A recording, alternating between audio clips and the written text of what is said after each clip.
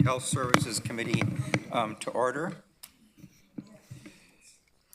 Good afternoon and welcome to our meeting for April the 8th. Today there'll be a presentation on the 2024 Federation of Canadian Municipalities Sustainable Communities Award. We're also hearing from several delegations related to the consumption and treatment services, and a presentation from staff on the 2024 Food Safety Program. I'd like to now call on Julie Hale, Committee Clerk, to conduct the roll call. Thank you, Chair. We have regrets from Regional Chair Redmond. Councillor Craig? Present. Chair Erb? Present. Councillor Foxton? Present. Councillor Harris? Present. Councillor Hunick? Present. Councillor James? Present. Councillor Liggett? Councillor McCabe? Councillor Nowak? Councillor Rodriguez? Councillor Salonen? Present. Councillor Shantz? Present. Councillor Burbanovich? Councillor Williams? Here. And Councillor Wolf. Present. Thank you. As we begin this meeting, we are again reminded that many of our homes and places of employment in Waterloo region are situated on the land that is their traditional territory, the Haudenosaunee, Anishinaabe, and Shawniton peoples. We recognize and deeply appreciate the historic connection to Waterloo region, and we also recognize the contributions of Indigenous peoples have made in shaping and strengthening this community. We are grateful for the opportunity to live and work here and reaffirm our collective commitment to keep the promise that reconciliation takes place through learning and community building with the Indigenous people who continue to live here. We are all treaty people with the responsibility to honor all of our relations. Are there any pecuniary interests under the Municipal Conflict of Interest Act? None?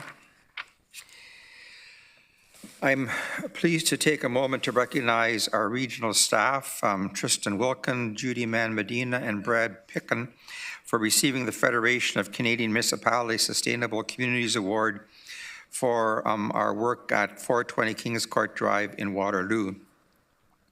The Federation of Canadian Municipalities recognizes the most innovative environmental initiatives across Canada in cities and communities of all sizes. They focus on sustainability projects that demonstrate environmental responsibility while also providing a social and economic benefit to their communities. The region of Waterloo is being recognized in the Sustainable Buildings category for 420 Kings Court. A Waterloo Region Housing Build, 420 Kings Court, is the first net zero community housing build. It features energy-efficient design elements as well as tenant amenity spaces to foster a sense of community. As part of the revitalization, the regional team that led the project aimed to reduce overall carbon emissions. The region of Waterloo is committed to transforming the way we build and operate our spaces. This includes making new affordable housing energy efficient and prioritizing net carbon builds. Households with lower incomes typically face barriers to accessing more sustainable energy technologies, and this project is part of an effort to make sure they do not get left behind in the transition away from fossil fuels. On behalf of Regional Council, I congratulate and thank Tristan, Judy, Brad, and Dave, along with the team of dedicated regional staff who are committed to bringing this vision to life at 420 Kings Court.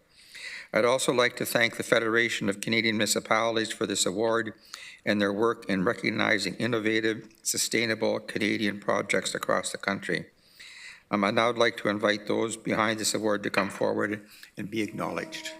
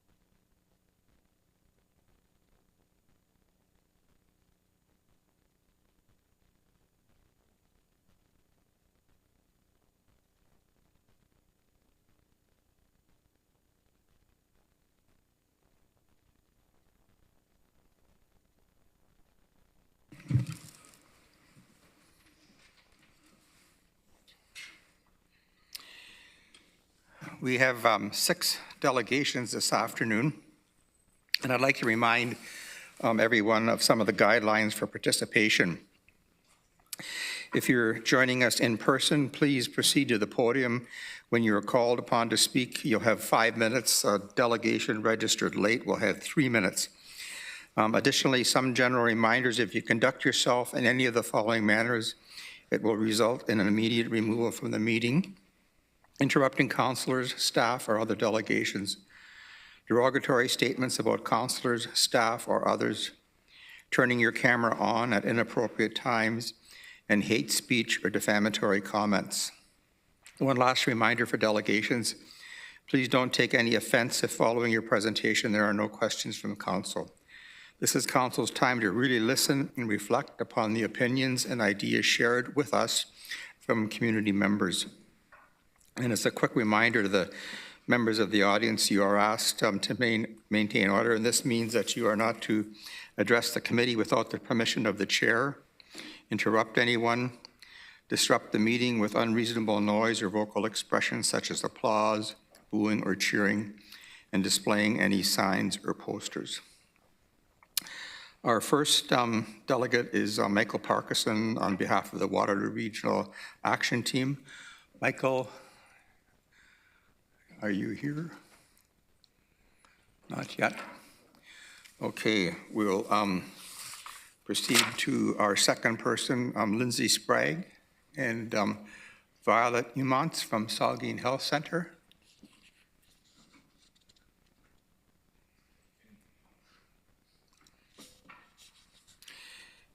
You have 5 minutes.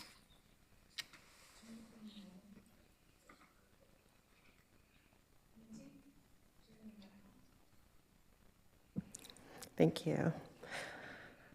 Lindsay, a number of people are on their way, but we were told to arrive at 3:30, so I'm not sure how to handle that specifically. I'm Violet Umantz. I can say my part. We can, with committee's permission, maybe we'll wait a while until they come. I know there was some discussion about we might be running a little bit late, and we'll move on to our next agenda item. If that's okay with committee, so that those folks that are here, okay, let's do that. So we'll move on to item number 6, the consent agenda. If you wish to remove an item from the consent agenda, please indicate so now, as we will not take questions on consent items unless items are requested to be removed from the regular agenda. The items listed on the consent agenda will be dealt with in one motion. Are there, councillors? Pardon? Okay. And which one is that? I think the only one, which is 6.1.1. Okay. Yes. Okay. Do you want to speak to that, please? Yes, please. Thank you, through you, Chair. I just wanted clarification, because reading through this, I know there's different information, and I want to make sure that I'm understanding it correctly. This property tax exemption update that we're making to our bylaws is based off of what the province currently exempts and will not actually impact the tax base. Like, we don't need to make up this tax component. It's the province allows us to fully exempt it. Can I get clarification on that? You want to Yes, can I actually get clarification so I don't give you the wrong information, Councillor Salonen? That is, I believe, correct. This is the update from the tax exemption decision council made last year, so it was just an update. But let me just confirm that and I'll get right back to you. Thank you very much, welcome. Commissioner. That's, that meets your question? Your question is answered, or? Oh, okay, sorry. Oh, okay. I believe the commissioner is going to get that information okay. for us, an update. So as I understand it, this, pardon me?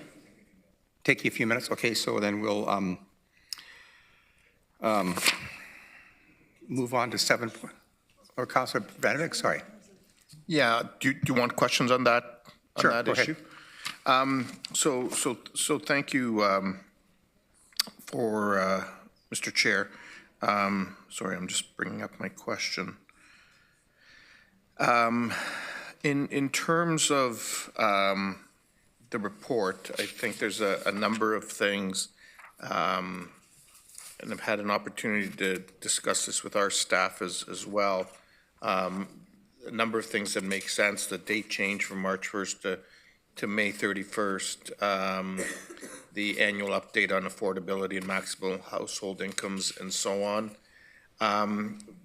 I do know that there is a question around the issue pertaining to rental housing provided in a condominium registered building to be eligible on a case-by-case basis. And I guess it's trying to understand what case-by-case means, because, you know, when we have programs like this, usually there's a policy, maybe some latitude, but there's clarity so that those who are implementing it have that, and those applying for it have some clarity on their eligibility. And so I'm wondering if staff can comment on that. And then I have one additional question, Mr. Chair. Mr. Sweeney? Sure, thank you. With your indulgence, Chair, I'd like Ryan and I are currently attending 2 meetings at the same time, and we clearly chose the wrong ones to attend. So Ryan has the subject matter expertise to be able to answer some technical questions, and I think rather than me trying to fumble my way through this, Ryan's on his way down. So if council could just give us 5 minutes, and Ryan will come down and he can take any questions related to this report. Yeah, I'll wait, because my other one's technical too. So Okay, even better. Thanks. Is that okay? Yeah, Thank that's you. fine. So we'll put this item aside. Or, I'm sorry, Councillor Shantz. I can also wait. I don't have a question, just a comment, so I don't know if Peter wants me to wait or... Why don't we wait and Okay. do everything at once, if that's okay? All right, let's move on then to 7.1, Equitable Services and Opportunity, and Aldo Franco and Marla Rocca are here to give us a presentation. Welcome. And this report is for information purposes. Dr. Wong, do you want to introduce it first? No, I'm sorry. I just wanted to let council know that Aldo Franco is our director for health protection and healthy environments, and Marla Roca is our manager for the food safety program and for the health protection and healthy environments division as well. Thanks. Just all. That's all. Thank you. Welcome. Aldo will give opening remarks. Thank you. And through you, Chair, good afternoon, members of Community and Health Services Committee. Today, Marla Rocca, our Manager of Food Safety, will provide you with a brief presentation on Public Health's 2024 Food Safety Program report. We felt this year was a good opportunity to provide a presentation along with our annual report, not only to provide some further insight into one of the largest inspection programs that we deliver, but to also acknowledge and thank Council for their support and investment in public health inspection services through the enhancements approved for 2025, which will help address some of the increasing inspection demands that come with a growing community. You will see in the report and the presentation that our routine food safety inspection rates have been improving since the pandemic, and with the additional resources approved for 2025, we feel confident that we'll be able to demonstrate more progress on this throughout this coming year. However, we will have to continue to take a risk-based approach to prioritizing inspections while we work through the continued pressures of growth, increased service demands, number of premises and related inspections that come along with the growing population, while also operationalizing increased responsibilities following the pandemic. Next slide, please, just real quick. So before moving into the food safety presentation, I just wanted to take a minute to illustrate the breadth and variety of work our public health inspection teams deliver to the residents of the region, alongside their food safety program work, as mandated by the Ontario Public Health Standards. While food safety is the biggest inspection program we deliver, it's not all that public health inspectors do, and Inspectors Day is filled with a combination of inspections and investigations, can include a variety of these programs, whether they're routine, scheduled work, or work that is associated with complaints or requests for service. So it is safe to say, like many in the region, our Inspectors Day never really unfolds the way it's planned or it's scheduled to unfold. So with that, I will hand it over to Marla. Thank you.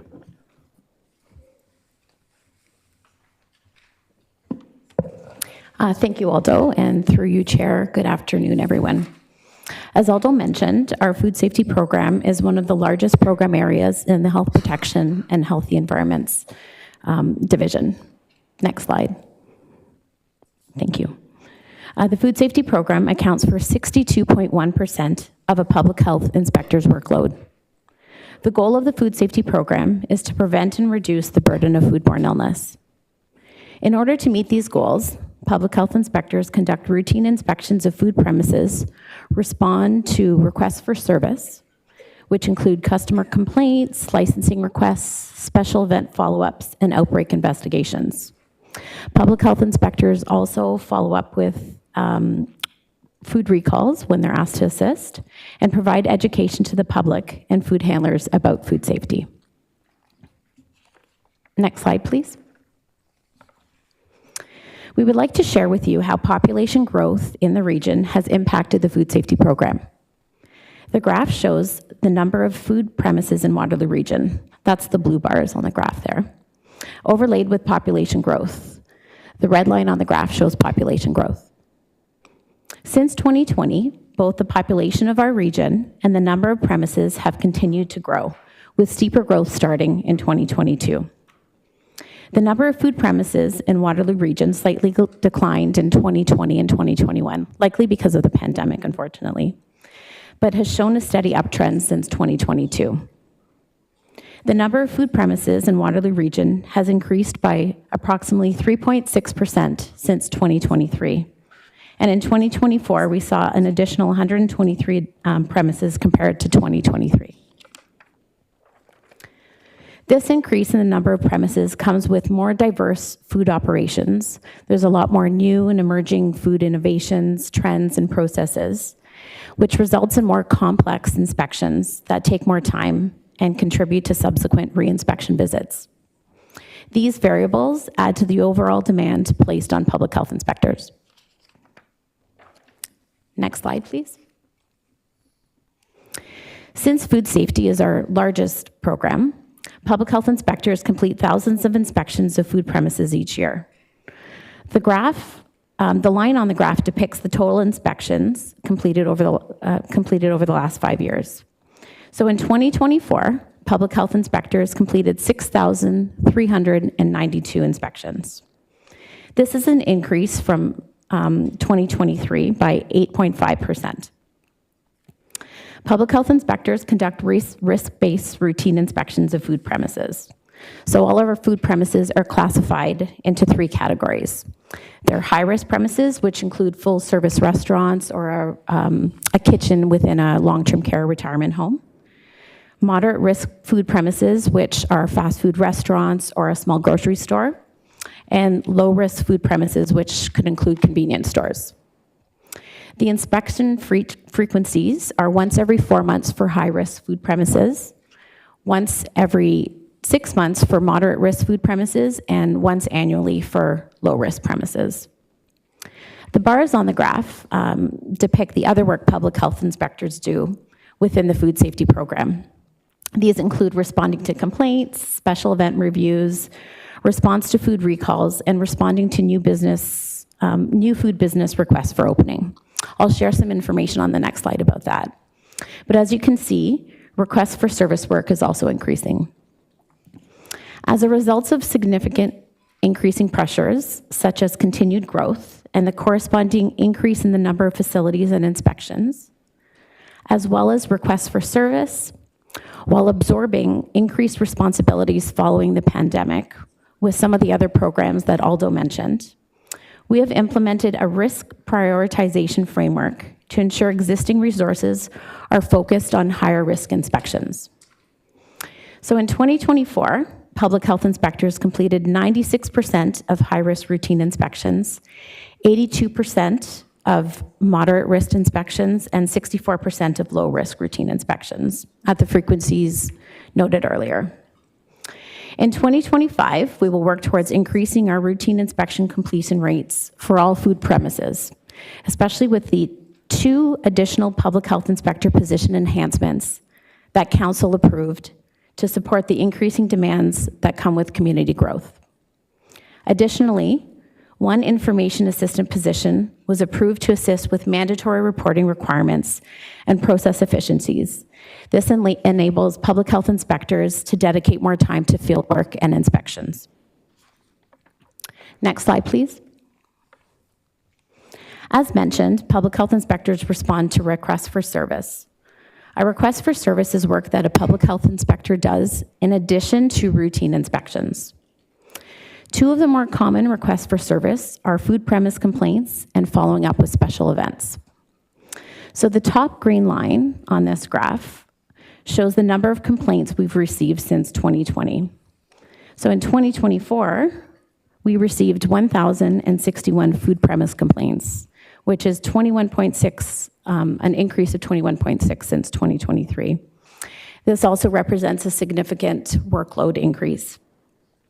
In order for someone to let us know about a complaint, the public can call in, they can email us, or they can submit a complaint through our Check Out We Inspected site. In regards to special events, that's the red line on the graph. We support special event organizers and vendors who provide food and beverages to the public. We provide education and food safety, and we conduct inspections of special events as necessary. The number of special events reviewed by public health started to increase steadily after the pandemic. And in 2024, public health reviewed 396 special event applications, which is a 10% increase since 2023. Special event follow-ups are also becoming more complex, and more time is taken for food safety education, to provide food safety education to vendors and coordinators. We have worked, luckily, to find some efficiencies in the special event application process with our local universities, local food trucks, and for events serving non-hazardous commercially prepackaged food. This allows us to focus on more high-risk and complex events. So the blue line on the graph depicts the enforcement that public health inspectors do. Public health inspectors are provincial offenses officers and can issue tickets when there is non-compliance with the food premises regulation. They can also issue orders under the Health Protection Promotion Act. Orders can include closing a restaurant or throwing away food when there is a risk to the public with a health hazard. We adhere to a progressive enforcement approach where education is first, and food premise operators are given the opportunity to fix any infractions that are noted. Tickets and other means of enforcement are used when education fails to achieve compliance. Closures of restaurants occur when there is immediate health hazards, such as not having any water. So in 2024, we issued 116 enforcement actions. This includes 96 tickets to 40 food premises, so multiple tickets can be given based on the infraction, and we issued 20 orders. So we've issued more tickets in 2024 than in previous years because of the increase in the number of premises we have. In addition, during the pandemic and coming out of the pandemic, our focus was to work with food premise operators, whereby education and support was the preferred mechanism for addressing deficiencies identified. We are now getting back to normal operations, and although our progressive enforcement approach and supportive approach is the goal, enforcement is necessary in some cases to gain compliance. So next slide, please. I also want to share with you information about our Check It, We Inspect It site. This is our public disclosure website, which has been in place since 2004. This website provides information about public health inspections of various facilities within the region. These facilities that public health inspectors inspect include food premises, public pools, personal service settings, small drinking water systems, childcare settings, and congregate living settings. This site is available to help the public make informed decisions about which businesses they may want to visit. The public can also file complaints about a business through this site, like I'd mentioned earlier. In 2024, the website hosted 35,000 website sessions, and there were 697 food safety related complaints reported through the site. Next slide. So that's the end of my presentation. Thank you for your time today. We appreciate your support and for increasing our resources, allowing us to strengthen our commitment to food safety in the community. Thank you. Thanks, Maria. If you could stay there, we have some questions. Councillor Harris. Yes, thank you. And thank you for your presentation. I will say, this is one of the areas that, I'm pleased that the region and public health provide this service to our community. It is important, very important. I love going into, I love frequenting our local establishments and being able to see on the door, typically that you folks have been there. Obviously you're at 80% of some of the high risk, restaurants, which are good, or establishments. Do you also encompass food trucks? Like, I know there's a lot more food trucks out there and about, and I'm not suggesting there's any, just a different type of operation. Does the food trucks classify in one of those 3 or 4 groups? Yes, exactly. Food trucks that are licensed within our region are part of our inspection numbers, so we do inspect them. And I often, I don't enjoy reading the report of infractions, but I do read it both professionally and personally for those reasons. But maybe just highlight some of the trends that you're seeing, if you don't mind, that you may not have seen, since perhaps COVID. I'm just kind of curious as to, what you're seeing out there that we need to continually address. Yeah, so some of the more common infractions include food not protected from contamination, so food may not be covered. Sometimes restaurants can have pests, so those are sometimes things that we deal with. Other common infractions include infractions due to food handling, not hand washing, and just general cleanliness. So those are the more common infractions that we're seeing.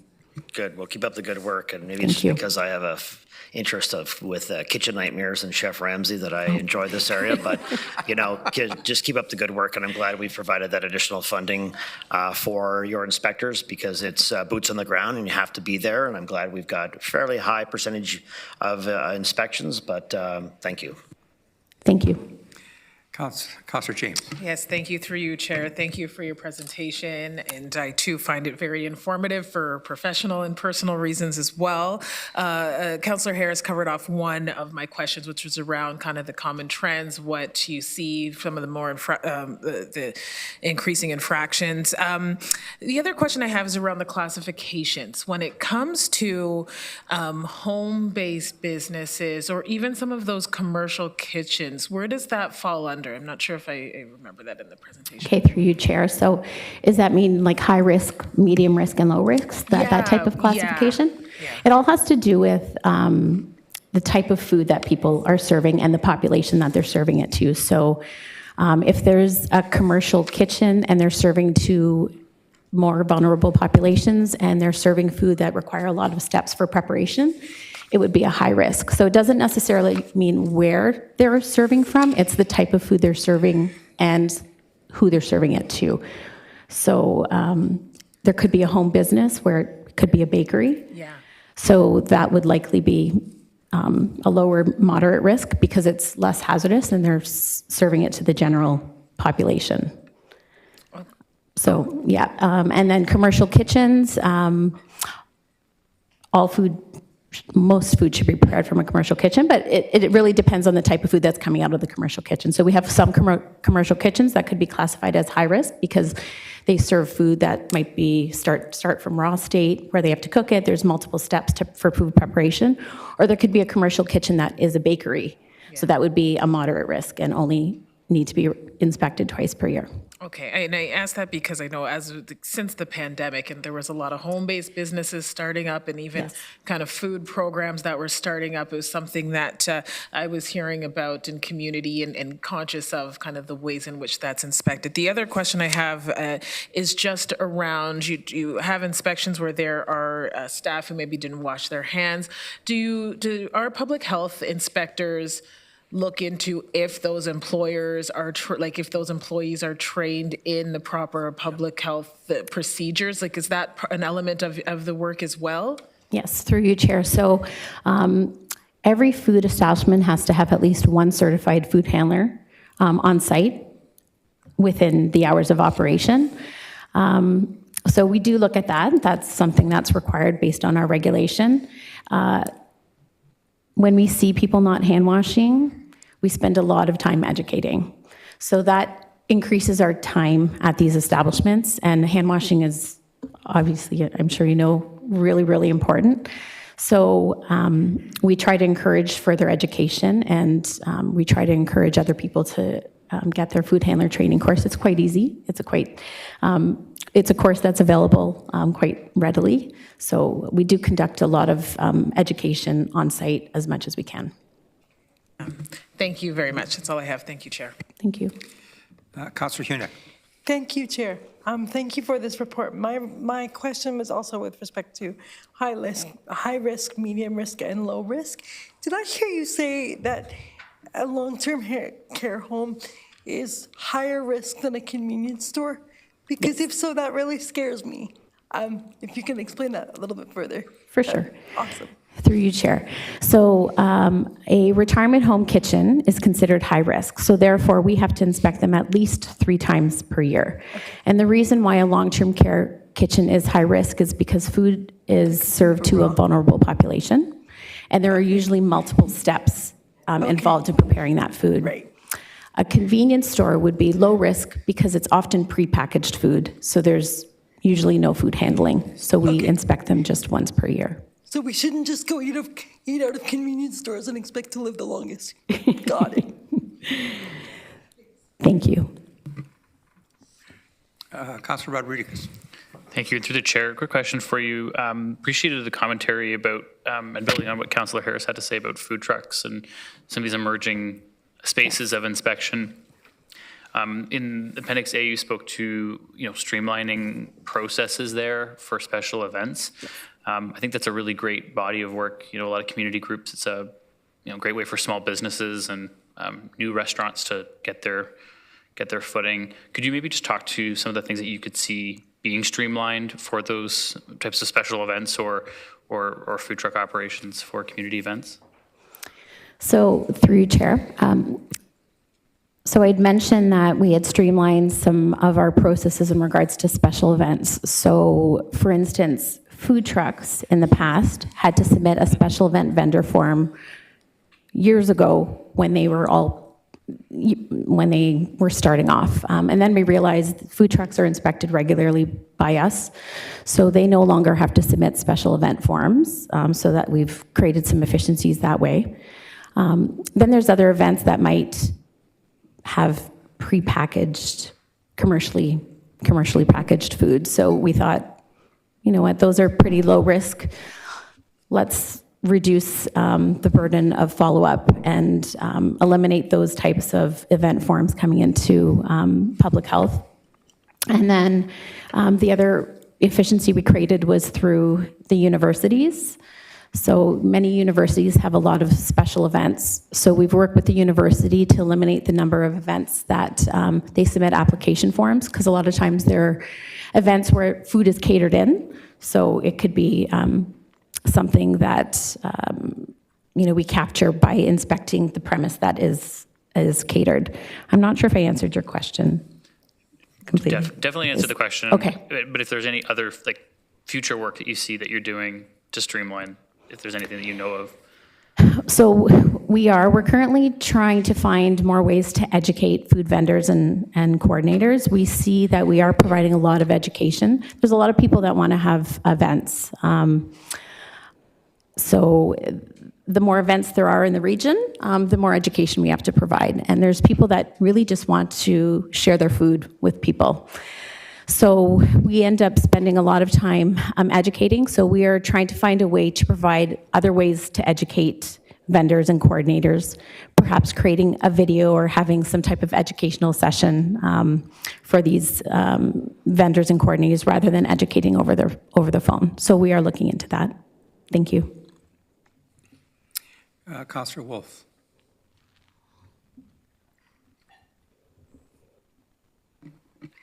Through you, Chair. Actually, most of my questions were answered, but I am curious, with so many inspections and so many restaurants and food places, how many inspectors do we have? So we have about 30 public health inspectors. And as Aldo mentioned, we don't only deal with food safety. There are many different programs that we deal with. So Yeah, there's a lot of work out there. Is 30 enough? I would say no. That's one of the reasons why we have to prioritize some of our high-risk inspections. That's why sometimes we can't get into some of our lower-risk inspections, because we're trying to prioritize some of the higher premises. Okay, Yeah. all right, thank you. We have to prioritize our work. Thank you. Councillor James? Councillor Erb, through you. I don't want to create a whole kerfuffle now, but I do think that come budget time, we should really think about increasing the capacity for our public health inspectors. Just something to put on the side, because I think 30 compared to all of the amount of businesses, be it spas, be it restaurants, I clearly see that there's a capacity issue there. So I'm just flagging this for budget process down the road. You're telling us to stay tuned. Councillor Foxton? Thank you, and through you, Chair. Yes, I have to agree with my colleagues. When I was reading the numbers for 2024, there was about 1,200 complaints. You did 594 out of the 1,200 and 96 tickets to 42 premises. So that tells me that you can't get to all the premises. You got to just over half. So, yeah, we completed 90, sorry, I have to look at my numbers again, 96% of our high risk, 80-some% of moderate risk. So, yeah, we can't get into all of our inspections. That's why we're in all of our facilities. That's why we prioritize. We want to ensure that we're getting into the higher risk premises first. So the other ones that you didn't get to, I would figure there's about 600 of them. They were all low risk and minor situations. Give me an example of a situation. Yeah, so a convenience store. Yeah. So they're low risk. So if we can't get to them in 1 year, then we'll prioritize them for the next year. Yeah, so we want to ensure that we get into the high-risk premises, the long-term care facilities, the restaurants that have had a lot of infractions, ones that we've ticketed before. And that's why we'll kind of leave the lower-risk premises, such as convenience stores. If we can't get to them, then it reduces the risk. They're not as risky. So did you say in 1 year? They have a year for you to get to them? So low-risk premise has to be done once annually. Okay, thank you. I don't see any other questions. Thank you for the report. Obviously, generated interest and we're impressed with the work that you're doing. I can, as a longtime volunteer of the New Hamburg Mennonite Relief Sale, how nervous we get when the health inspectors come, but how grateful we are, and particularly with large events like the Maple Syrup Festival, Apple Butter and Cheese, Rib Fest. There's a huge population that you help us keep safe. So thank you for that work that you're doing. Thank you. Thanks, everyone. Thank you. All right, Ryan is here. Okay, so we're going to go back to the consent agenda. And there were questions by Councillor Salonen, Brbanovic, and Shantz. And so no pressure, Ryan, here, but there are some some questions. So do you want to restate your question, Councillor Salonen? Sure, thank you, through you, Chair, and thank you very much for leaving your other meeting to come here. It's very much appreciated. I just wanted to understand, because I know that some of the tax exemptions, at least for me, can get confusing. Is this through the province that's allowing the exemption, so there is no impact to the levy in terms of we as a municipality don't need to make up the exempted taxes? That's what I wanted to understand about the program. Yes, thanks for the question, Councillor, and through you, Mr. Chair, you're correct. So this is through legislation we're able to provide this tax exemption. So we do not have to raise revenue in order to pay for that. It's simply an exemption, and as we set a levy annually on an annual basis, we're simply not drawing revenue from those properties. So it's almost like a revenue deferral that then gets spread out amongst the rest of the tax base to make up from that point, and it's permissible through provincial and municipal legislation. Thank you. May I have a follow-up then to that, Chair? So with that, is that the reason why nursing homes and retirement homes are not eligible for this program because of the province? Because that was just one thing I was noting. Would be nice if they could be included as housing. So if you can speak to that. Thank you. So again, correct. So the way that we've created this, and I'll get it slightly out of my depth when it exceeds the purposes of affordable housing. The way that we've interpreted the municipal legislation is that we're able to offer this benefit through the creation of something called a municipal capital facilities housing agreement. And so that's when an agency or an individual is providing a service on behalf of the region. And in this case, that service needs to relate to affordable housing. So our program is specific to affordable housing, and a nursing home wouldn't fall under that designation as we understand the legislation. Okay, thank you. Councilor Vanek. Yep, thank you very much, Chair Herbs, and thanks, Ryan. The first question I had asked earlier was around the issue of rental housing provided in a condominium registered building, and the report references that it would be eligible on a case-by-case basis. And so the question really is, what does that mean? Because as we know, I mean, staff generally like to work, you know, with black and whites or some grays in being able to answer people, and people need to know whether or not they're eligible or not. And so I'm just wondering how we can maybe get some clarity for that. That's question one. Yep. And there's one more. I'll respond to that one before the next one, through you, Mr. Chair. So this is an amendment to the original program. So what we found out since we approved the program last year, there are condo buildings that are offering a percentage of their units as affordable housing. So in those situations, that's somebody that we'd like to incentivize and to work with. We're also aware of the complexities of condos and condo registrations, that not all owners act in that way. And so we want to be able to understand, work with the owners of these properties and ensure that they're wanting to sign up for this program for legitimate and authentic reasons. One of the other challenges with condos and condo registrations is around a security of tenure. So when you're in a condo, you're not necessarily the owner. And what can happen in those situations is they're more susceptible to things like rent evictions that I'm sure you're aware of and heard of. So on the one hand, we're interested in working with authentic owners of these properties, but would like to do some diligence before opening the program up more broadly in a blanket that all condos are automatically eligible. So it's a toe into the waters of working with this particular ownership model, and allows us some more diligence work to make sure that the owners of these buildings that are interested in the program and the incentive are doing so for the right reasons, and that it's a partner that we would be happy to work with. Okay, thank you. The other question I had references requesting the province and the CRA to change the eligibility requirements for the Ontario Trillium benefit. And obviously that's a significant change, and I think most of us know that CRA is usually pretty tough to get changed on things.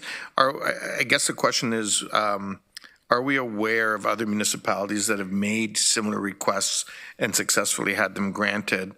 And if not, what will happen to tenants in buildings in the event that the exemption isn't granted by the CRA? Thank you for the question, and through you, Mr. Chair. So there are other municipalities that have similar programs to us, notably Toronto, Ottawa, Hamilton, County of Wellington, as a few, and they've had similar type programs in place for a year. As we are going through and doing our work on putting this program together, this is an issue that we came across. So we think that it's, given that they're two programs, that when they're both in place, one would seem to work against the other. For our purposes in having this program, securing affordable housing, and ensuring that it's sustainable for generations to come, has a negative consequence of making somebody's personal tax credit ineligible. We think that's not necessarily the purpose of the provincial legislation as they have it in place for the Trillium benefit. So we're recommending that we continue to advocate to the CRA, as tough a task as that is, that can be amended so that individuals can continue to receive their Trillium benefit and continue to be secure in their tenure of affordable housing as well. Not aware of any of those other municipalities having success. If they had, the tax legislation would have been changed as well. In talking to those other municipalities before implementing this, it's not a major impediment to tenants. And as we are working through this, we're working through it with all the owners of the buildings so that they're aware of the potential impact this could have, and asking them to refer any tenants that are coming up to this our way so that we could look at other benefits, other income support programs that we could help them with that would offset any personal tax credit disadvantage that they're at because of a program like this. Okay, great. So they would still be fine even if the CRA exemption isn't granted? It would still, they would, if the exemption through CRA isn't granted, it would be they would lose out on that personal tax credit. We're saying that we'd like to work with them and find other opportunities to replace that benefit that they've lost based on the income programs that we have access to. But the tenants would still be fine in terms of being in our buildings? The tenants would still be perfectly fine to be in their building. Their building would remain affordable. And we'd continue to advocate to the CRA to change that tax legislation that we don't think is appropriate. Okay, great. Thank you so much. Thank you. Thanks for coming in. Just wanted to give some feedback. So in the township, there was only one property that qualified for the exemption, and the township ended up not supporting it. But the board for that organization also turned down the regional portion because they said it was far too imposing on their operation. So just that and I don't have the details of what was, what that was, but I just offer that as feedback. Okay, thank you. Thanks for coming down, Ryan, on short notice and helping us out here. And am I correct on this? Sorry, I'm correct on this. Cambridge, Kitchener, and Waterloo have all signed on to this after it was initiated at the region, correct? You're correct. Yeah, okay, So the three cities now have a similar program that pairs with ours and makes a pretty compelling incentive. Okay, thank you.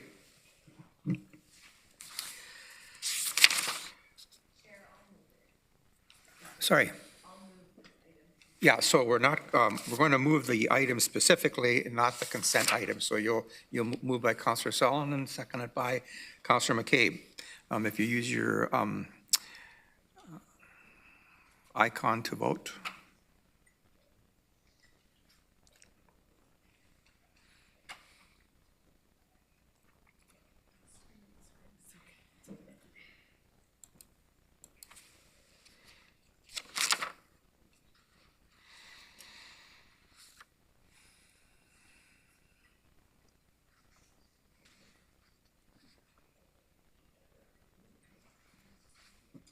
Are we waiting for somebody? Councillor Benedict? Thank you. Councillor Craig? Thank you. It's carried. So we're now going to go back to delegations. And given that some were not here when I first introduced that, I'm going to repeat the instructions for delegation. So this will be a bit repetitious for a few of you that were here, but just so everyone is clear. I just want to, if you're joining in person, please proceed to the podium when you are called upon to speak. You'll have 5 minutes. Additionally, some general reminders. If you conduct yourself in any of the following manners, it will result in an immediate removal from the meeting of interrupting councillors, staff, or other delegations, derogatory statements about counselors, staff, or others, turning your camera on at inappropriate times, and hate speech or defamatory comments. Please don't take any offense if following your presentation there are no questions from council. This is council's time to listen and reflect upon the opinions and ideas shared with us from community members. And a quick reminder to members of the audience, you're asked to maintain order, and this means that you are not to address the committee without the permission of the chair, interrupt anyone, disrupt the meeting with unreasonable noise or vocal expressions such as applause, booing or cheering, and the display of signs or any posters. Our first delegation is Michael Parkinson, who is here in person and has 5 minutes. Michael, would you please come to the podium? And a reminder to delegations, if you have 5 minutes, at the 4-minute mark, I'm going to interrupt you just to let you know that you have 1 minute left. Good afternoon, and thank you for your time and attention. My name is Michael Parkinson. I'm with Waterloo Region Drug Action Team.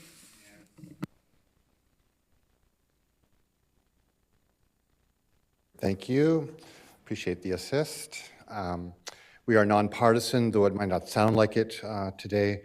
And we are honest, because in 2025, it's come to that. The courage to be truthful that escapes so many in leadership and other roles. By now, you should be familiar with the bounty of experience and expertise housed within the DAT. Some of our members are here today, most are not.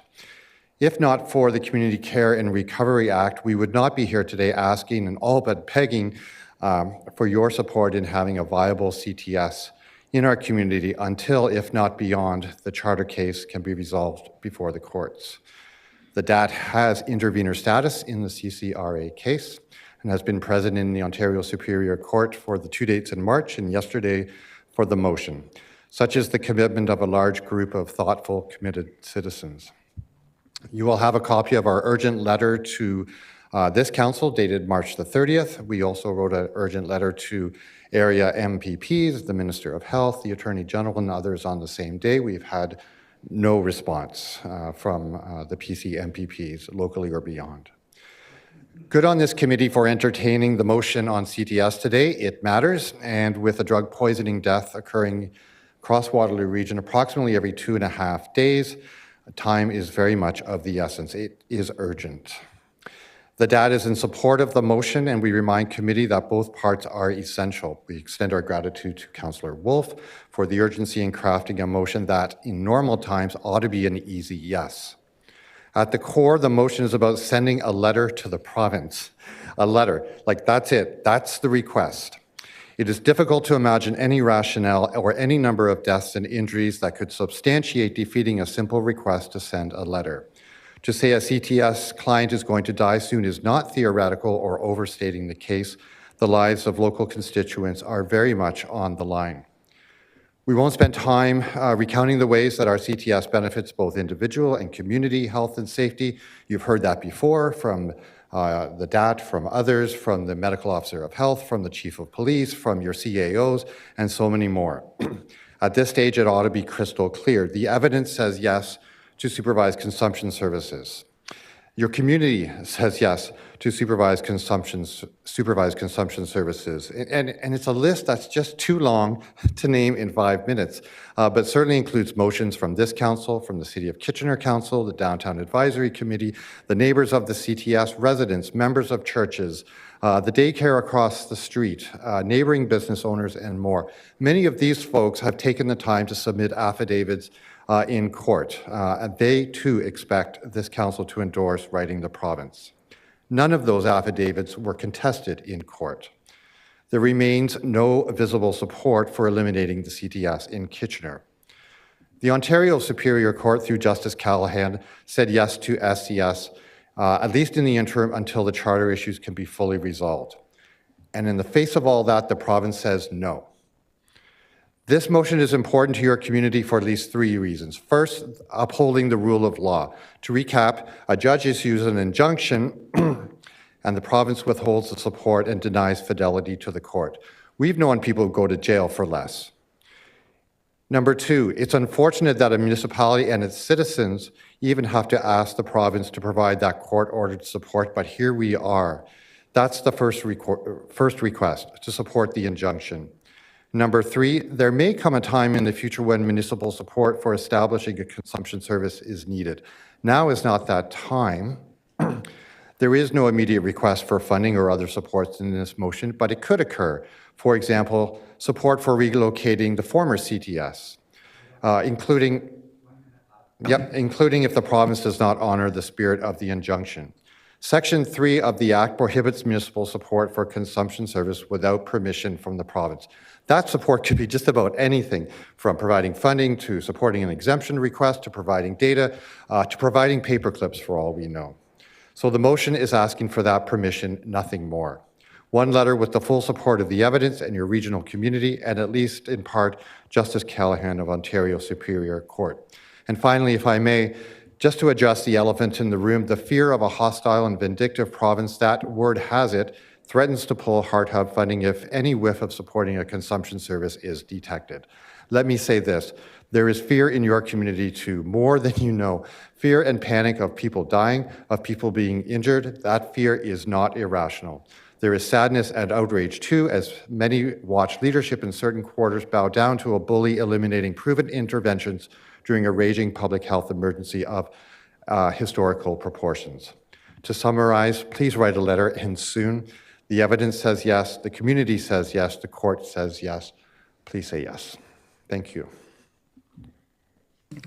Thank you. I don't see any questions. Our second delegation, Lindsay Sprague and Violet.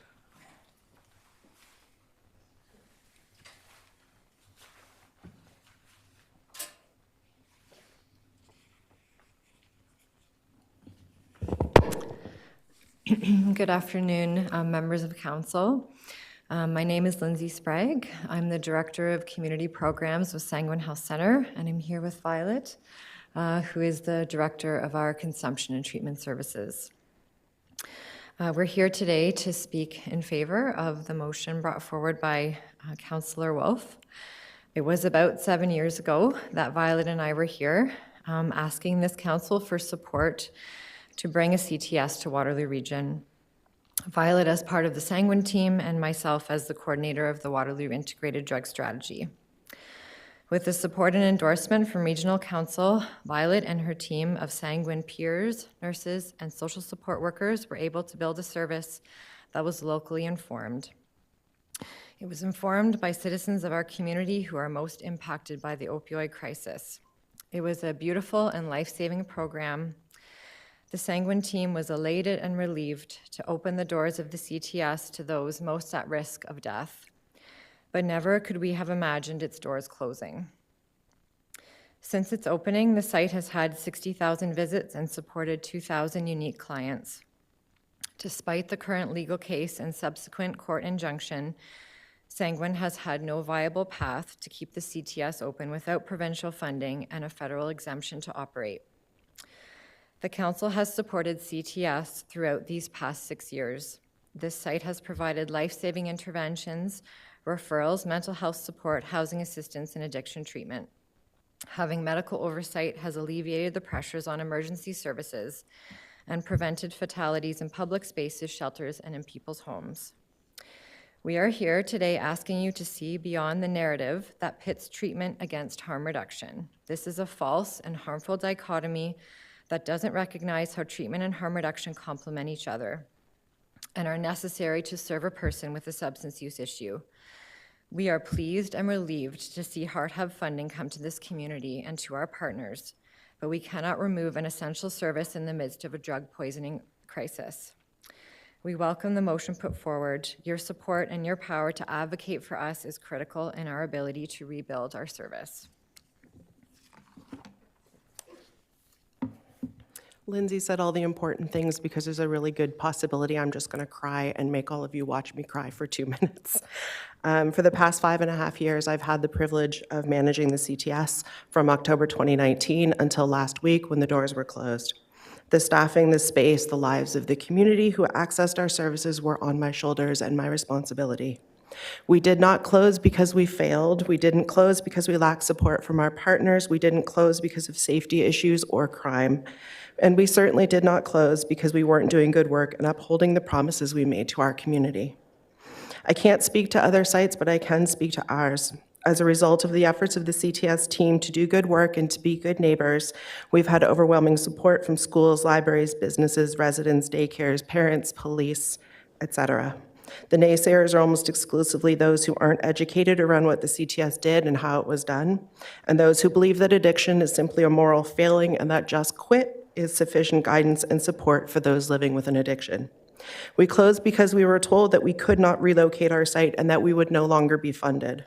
We were forced to give up our exemption in our lease, terminate the employment of our entire team of 60 staff, including people with lived experience, and the only thing we could tell our clients as we shuttered the doors last week was, good luck. I will never object to more services in our community, and I have absolutely nothing negative to say about bringing Heart Hub into our community either, but we urgently need to reopen the Kitchener CTS. Every single day that passes has the potential to see the death of someone who relied on my team and the Kitchener CTS to keep them healthy, connected, and quite frankly, to stay alive. You have 1 minute left, Violet. Thank you. I'm asking you to help us, to help our team, to help our clients, and honestly, to help our entire community. I have no power here whatsoever, and I'm asking you to use yours to advocate for us to get back up and running as quickly as possible. Thank you. Thank you. There are no questions. Thank you. Our next delegation is Elena Clausen.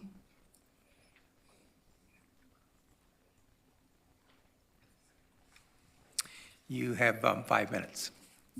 Thank you. Okay.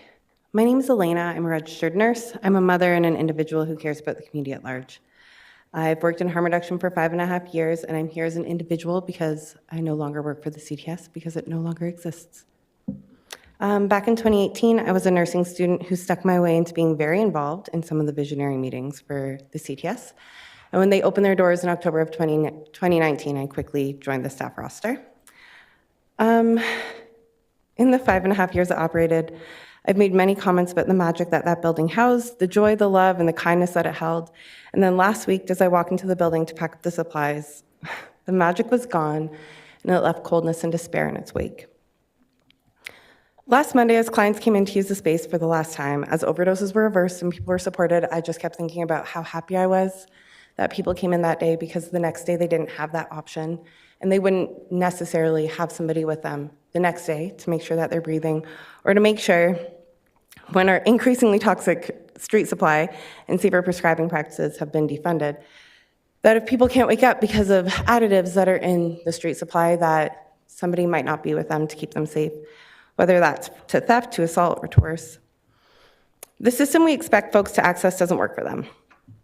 As a healthcare provider, our healthcare system is overrun and under-resourced. Folks are trying their best on the front lines. However, in busy clinical settings, there aren't supports in place for frontline staff to have the time nor tools to work with people who use drugs in a trauma-informed way. This leads to shame-based care that is withdrawn when people are non-compliant, which is a term, I wrote this so perfectly, I need to read it exactly. Non-compliance, a term that implies the intervention is held higher in a higher regard to the human it's meant to assist, and then that human is just somebody who has then failed. So people are deemed non-compliant, and then services are removed. The systems then turn stigma into belief systems where people did it to themselves and make comments such as people can pull themselves up by their bootstraps, when the origin of that term was to refer to an impossible task. The CTS spent time rebuilding people's relationships with healthcare and restoring trust in the healthcare system, empowering people to have autonomy in their own health, and I witnessed some beautiful outcomes from that. The CTS prioritized trauma-informed and person-centered care. Restoring funding to the CTS would not only restore keeping people alive and giving them access to healthcare, social services, and community, but ultimately will save the already limited resources we have in our healthcare system. Without the CTS, we know the likelihood of a code red or a gridlock, which is when hospitals are at capacity, is great due to the now increased need of EMS and emergency department involvement in overdose response. This pulls from the very limited resources we have for folks who are in different medical emergencies that could not be prevented in a space like the CTS, such as people who are experiencing a stroke or a heart attack. Not only will they struggle to be triaged, but the time frame for them to be reached by EMS could also be lethal. This can only further the stigma for folks who use drugs in those settings and in community, resulting in a community of shame and hate. And in the trying political times we're currently in, we can't afford to have a community fighting against each other.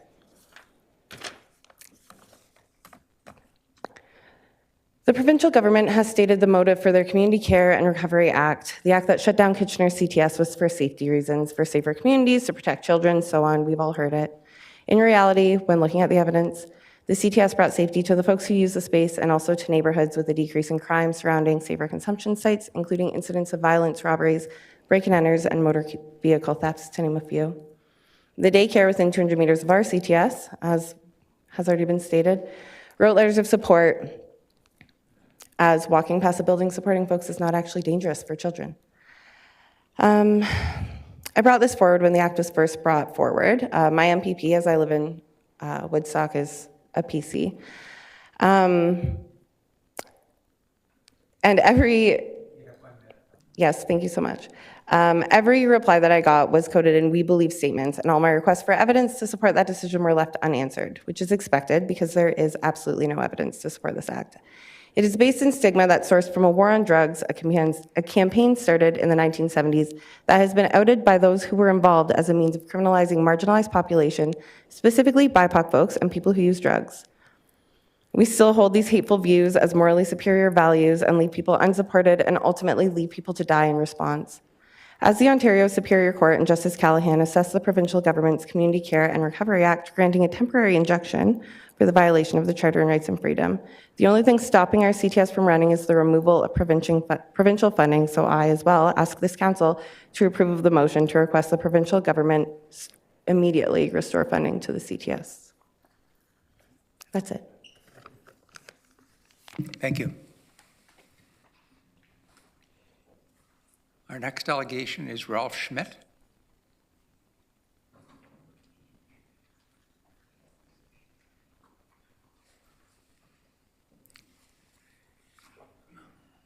Welcome, Ralph. You have 5 minutes. Yep. Hi, guys. Okay. Hi, my name is Ralph Schmidt. I used to work at the CTS, and now I do drug checking. I'm also a person who uses the site and have a lot of friends that do as well. 7 years ago, I came in front of this council, and I asked for all of your help. I was losing friends at an alarming rate. And something had to change. It needed to change. Since we opened, I've been happy to say that me and my friends are still here. I owe my life to the wonderful staff at the CTS. I've overdosed a few times, and I might not be here today, but for the grace of God and the staff that work there. Thanks. The CTS is a wonderful place with the staff that really cares about the people they help. People want to call the CTS a drug den. They don't know what it's all about. It's just a safe place to use. And as well, there's different supports there. The nurses have saved my life, and the support staff help point you in the right direction, from everything from food to healthcare. I live alone. I camp outside. I've been homeless for 6 years. And in that time, I woke up on the ground not knowing what had happened. And it's a scary, sinking feeling that you get, not knowing that maybe next time will be my last. I have someone that can reverse overdoses and save my life, the CTS.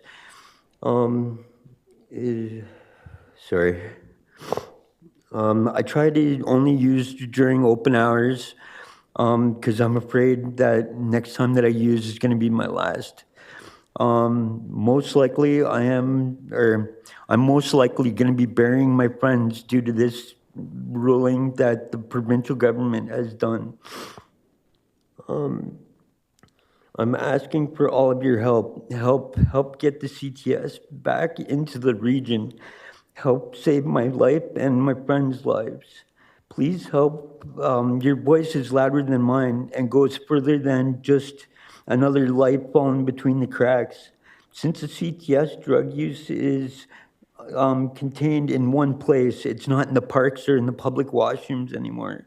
It has helped make this city a beautiful place. Everybody can enjoy and enjoy. Thank you. Thank you, Ralph.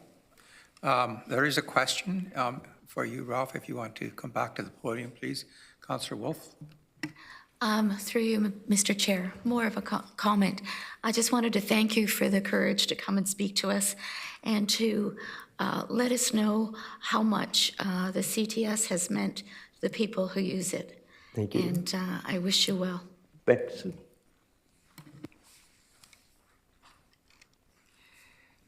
Our next delegation is Kevin White. Welcome, Kevin. You have 5 minutes. Thank you. So I'm supporting the motion. I'm very supportive of it at a minimum. I grew up on a street where kids aged 4 to 16 played together. Just road hockey, tag. There was a game called Zwipazoid, which was like tag, except where you got caught was where you were restricted to. So if you got caught in a tree, it was generally not an exciting game for you for the rest of it, but it was great.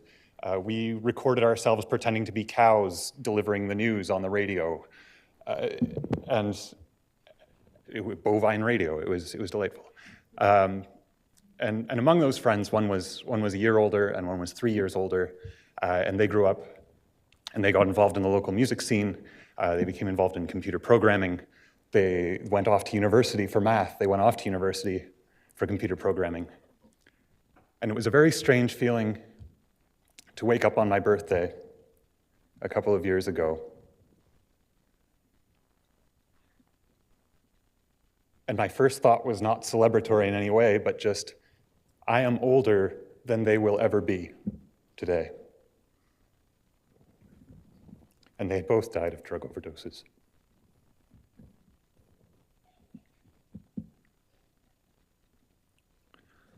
A letter to an unresponsive province is the bare minimum. I have come out here back in September. I came to the municipality, the city of Kitchener. In September, I tried to go back to Kitchener in December and was prohibited from speaking because the item was not on the agenda, to check in with where we were at in supporting the CTS.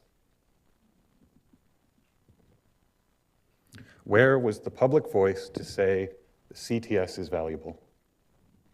And I looked at the March 2025 Kitchener Citizen, which includes comments from our municipal councillors. And one of them mentioned that WRPS has introduced a new stratified policing model to improve crime reduction and accountability. This approach focuses on high crime areas and serious offenders. Reporting crimes is more important than ever to ensure our neighborhoods receive the attention they need. And the model is crucial as we address the impact of the CTS and King Street emergency shelter closures on March 31st and the opening of Kitchener's Heart Hub, which acknowledges, at least implicitly, that the CTS had other corollary benefits beyond what it was designed to do and succeeds in ways that we cannot clearly measure. It is a vital and valuable service, and a letter to a province that will not respond is not enough. It needs to go public. Please raise your voices beyond a letter. Yes, send a letter. Send all the letters you can. But please speak out constantly. This needs to be on the agenda. It is lives. And there has not been unanimous support, even in this council chamber. Councillors in this chamber have openly spoken against having a CTS in their communities.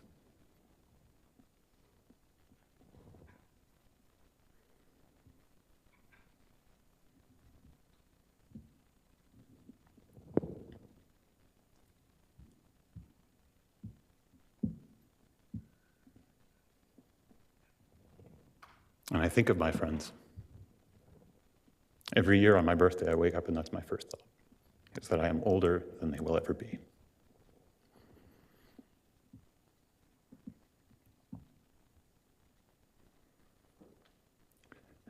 The response: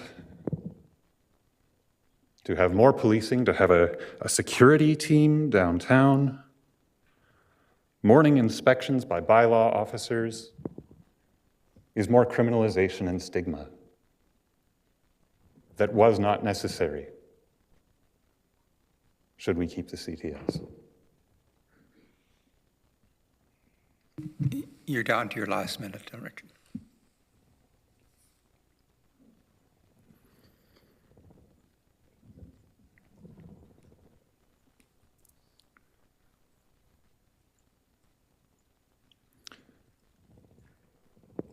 Then I will finish with that another friend of ours, who I did not know from childhood, was found under a bridge a few years ago, having died of an overdose. And with the criminalization from this province against the homeless, against people who use drugs, we can't let that disappear, because then the conversation becomes, well, who pays for the coroner? Is it municipal or regional land? Because it will be bodies everywhere, hiding because of the criminalization. So please, please support the letter, support the motion, but we need more. Thank you. Thank you.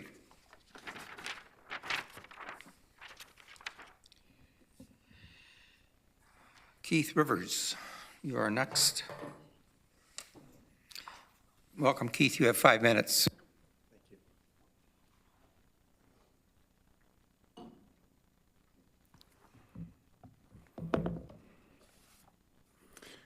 Good afternoon, members of Waterloo Region Community and Health Services Committee. My name is Keith Rivers. I'm a resident of the region since 1955 and am representing Citizens for Cambridge, a grassroots organization focused on community betterment. Our priority should be life-saving and reduced harm. Citizens for Cambridge support the motion presented in Agenda Item 9.1, which is critical to saving lives and reducing harm among vulnerable constituents of the community.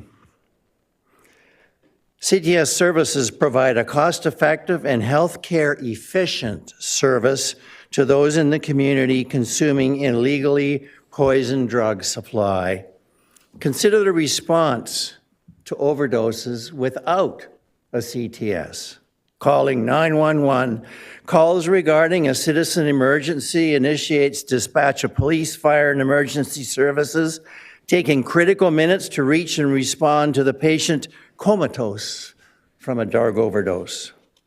Delayed resuscitation is traumatic for all involved, not just the patient, but the emergency responders and any bystanders who may be witnessing this event. Furthermore, rushing emergency services through the city as needed to save a person puts the entire community at risk of accident.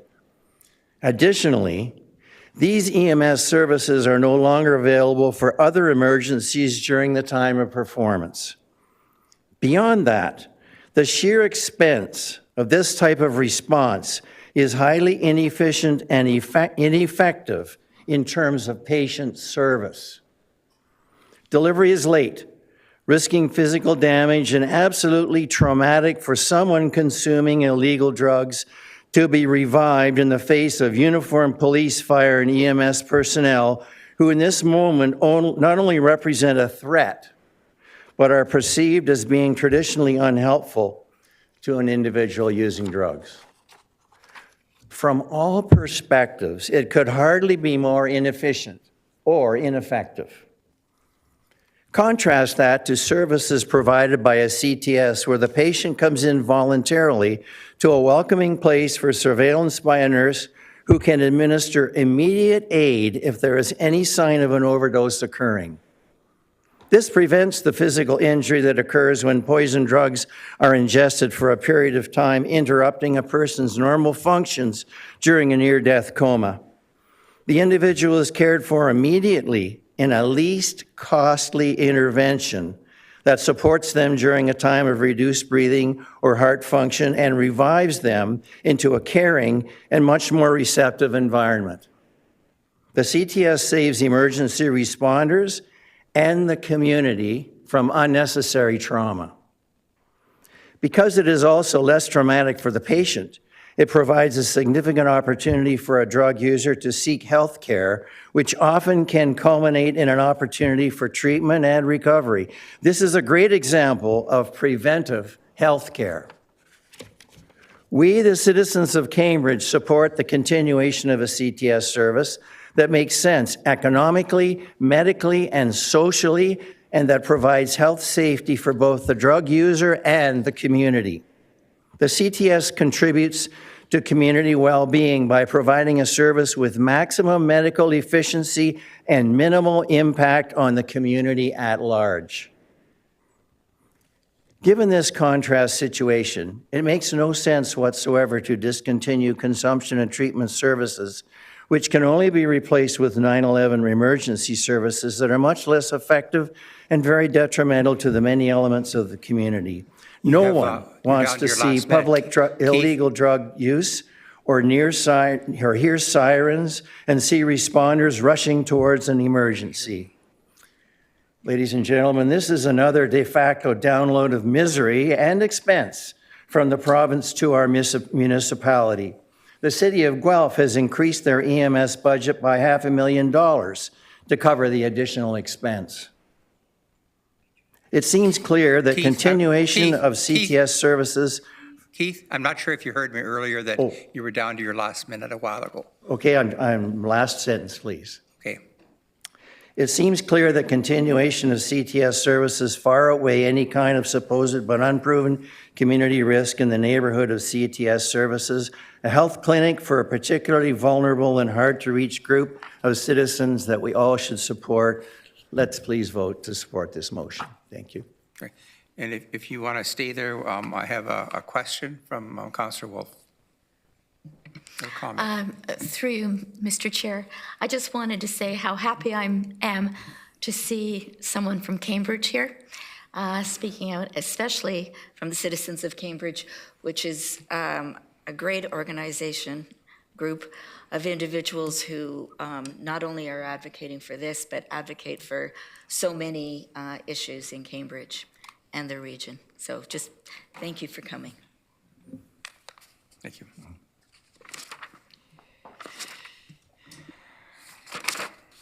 We had one other delegation register, Kay Murphy, who has 3 minutes. Is Kay here?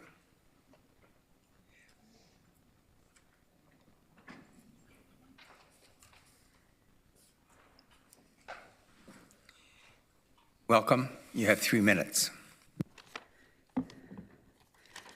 Last time I was here, I didn't need my glasses. My name is Kat Gibbs. I've spoken here before regarding the CTS sites. At that meeting, I shared my recovery story a little bit and about how grateful I was that my drug of choice, alcohol, was available through approved safe supply locations, such as the LCBO and beer stores, and that harm reduction occurred everywhere that this drug was available, restaurant and bars. At that time, this council took the smart and brave step to approve the CTS site in Kitchener. Since then, many positive changes that have happened in the region of Waterloo with respect to the lives of people who use drugs. The CTS has been a gift to this community. Many lives have been saved, and many, many more have been impacted through the community that has developed from that site. The provincial government's decision to close down the CTS sites across Ontario, focusing only on the abstinence model of addiction treatment, is risky and very unsafe. The effectiveness of abstinence-based models is laughable. It's rigid and does not account for the varied experience of people who actually use drugs. Abstinence-only programs have lower treatment retention and high rates of relapses, which are viewed as moral failures and may end in someone being removed from a program and from their housing. Sites like the CTS provide a safe and welcoming environment for people who use drugs and provide alternative entryways to treatment, harm reduction, education, and care. And as an added bonus, you won't die if you used your drugs there. The existence of a CTS in our region made it clear that we care about everyone who lives here. I plead with this council to petition the provincial government to provide immediate funding for our CTS program during this injunction period. We also need permission from the Ministry of Health for the region to support the CTS during and beyond this injunction period.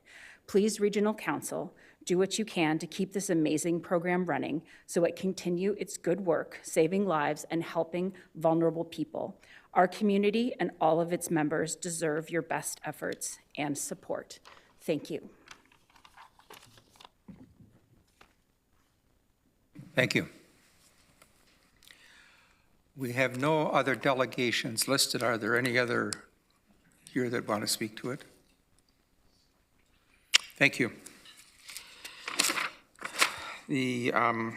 So we dealt with item 6, the consent agenda, 6.1. We've dealt with 7.1. The next item on the agenda is number 8. Which are received for information, and we've received some additional pieces of correspondence that are support of Councillor Wolf's motion, and those have been distributed electronically to council members. The 8.1, the tracking list is received for information, and correspondence from David Hopkins is 8.2.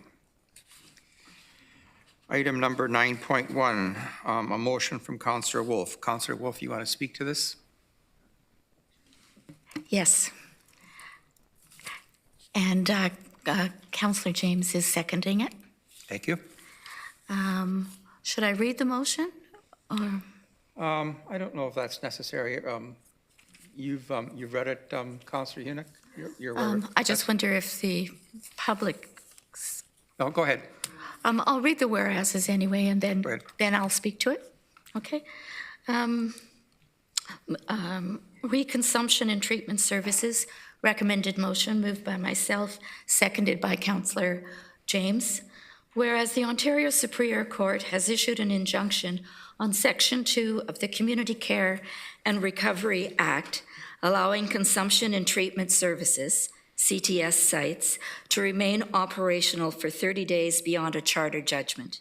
And whereas the province of Ontario has indicated it will not support the court injunction granting a suspension of CTS closures in Kitchener, Guelph, and other locations. And whereas Waterloo Region's only CTS site located in Kitchener is critical to saving lives and reducing harm among vulnerable constituents, as acknowledged by the court's recognition of the high risk of death and injury to CTS clients should the site close. And whereas there has been no visible community or institutional support for eliminating CTS services from local councils, advisory committees, schools, churches, health professionals, business owners, or CTS clients. And whereas Section 3 of the Community Care and Recovery Act prohibits municipal support for consumption services without approval from the Ontario Minister of Health. And then I go on to the therefore, which we'll talk about later. First of all, I'd like to thank all of the people who spoke today and all of the support we've received in the past for CTS.